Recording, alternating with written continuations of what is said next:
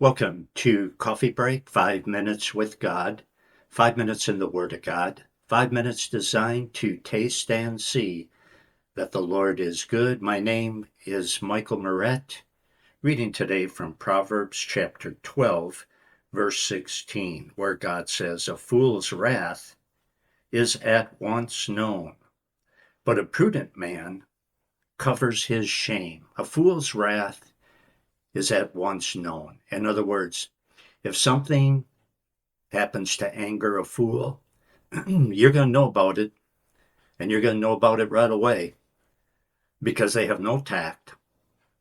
They're fools. If something angers a fool, then most likely they will blow up immediately. In other words, they have a quick temper. But notice the last part of verse 16. But a prudent man covers shame. A prudent man covers shame. A prudent man knows how to exercise self-control. A prudent man ignores insults, and he ignores things that he doesn't like, although he does work to correct them.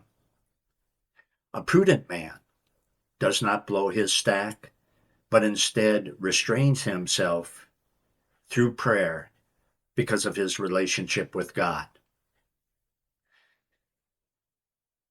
When I was much younger, studying for the ministry, working full time, I was asked by my boss when I was making neon signs. He said, "How long is it going to take you to make this massive sign here?" I said, "Well, I don't know. I really don't know." He pressed me. He said, "Just give me a ballpark. I won't hold you to it." Exact words. "I won't hold you to it." I said, "Well, okay, 4 days." Okay, 4 days. He came back 2 days later. And surprisingly, because I'm not very good at estimating things like that, never was.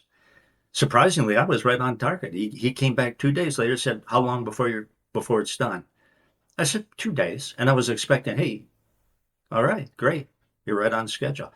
Instead, he blew up at me for there still being 2 days left. I was stressed out, number one, because I was working like whatever it was, 46 hours a week, 6 days a week, 48 hours a week. Plus, I was studying, going to school. I was stressed out. And that was the straw that broke the camel's back as far as I was concerned. I had my back to him because I was facing my bench. And I've told this story, maybe you've heard it. In my mind, it just only took a split second. In my mind, I saw myself putting down my tools, closing my toolkit, turning around, and belting this guy right in the face. And so this went through my mind in a flash. And also in a flash, I found myself acting it out. I put down my tools, I shut my tool case, and I started to turn around. I got about halfway around, and I didn't hear the audible voice of God, but it was the closest thing I'll ever hear. Pray. That's all I heard. Pray. And under my breath, I prayed, "Jesus, help me." And the moment I prayed that, my anger subsided.